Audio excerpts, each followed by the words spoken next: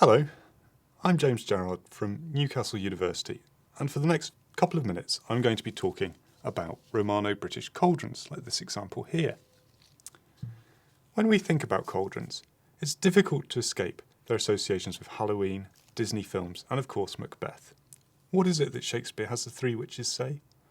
Double, double, toil and trouble, fire burn and cauldron bubble. Cauldrons have been reduced to little more than a stage prop, a cliched symbol of magic and witchcraft. Yet people began using these metal vessels way back in the Bronze Age, and they continue to use them right up until modern times. The small number of Romano-British examples are fascinating objects, and they've got a lot to tell us about life in Roman Britain. The typical copper alloy cauldron is a vessel with a rounded bottom, an upright neck, and two ears or lugs that are used for suspension. Some types of cauldrons are fitted with rings rather than lugs, and these rings were also used to suspend the vessel. The base and neck can be made from one sheet of metal or from two sheets.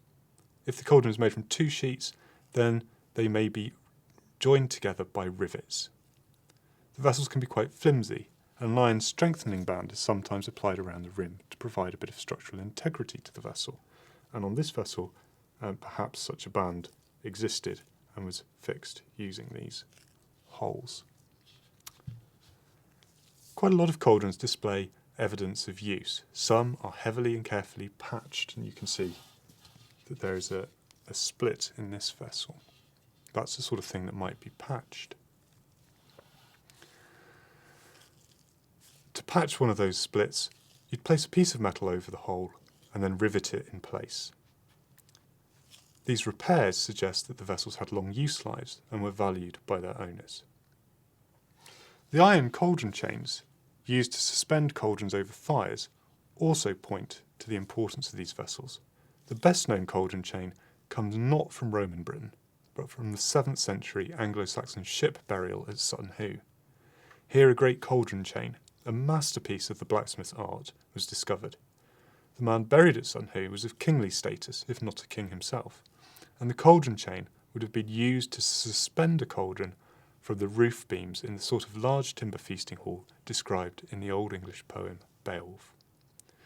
There are similar, although less impressive cauldron chains known from Roman Britain. Like the cauldron chains are rare finds, and this suggests that they were not used for day-to-day cooking. Instead, we might suppose that they were reserved for use at special events by the elite in society. The size of the vessels might suggest that whatever was being prepared in these cauldrons was destined for consumption by more than a handful of individuals. Like many metal vessels, cauldrons are most commonly found in hoards or deposited in unusual places like rivers and bogs. We think that many of the hoards were deposited for religious or ritual reasons and dedicated to supernatural powers. This reinforces the unusual and special nature of these vessels and begs the questions: what were these cauldrons used for? We don't have any written sources from Roman Britain that tell us about cauldrons. What we do know is that cauldrons play an important role in both classical and early medieval myth. Going back to the myths of ancient Greece, we find Medea, the priestess of Hecate and the lover of Jason of Golden Fleece fame, owning a magical cauldron. Into this cauldron, Medea placed all sorts of supposedly magical ingredients: a screech owl's head, the entrails of a wolf, the liver of a stag and more, and boiled them up. The resulting brew could apparently restore youth and vigour to the old and infirm. Much later, in the myths of early medieval Wales and Ireland, we find cauldrons of rejuvenation appearing again. In the Mabinogion, a Welsh king gifts a magical cauldron to an Irish ruler, and the cauldron can bring a man back from the dead, but he'll be zombie-like and unable to speak. We don't know whether the people who owned and used cauldrons in Roman Britain considered them to be magical.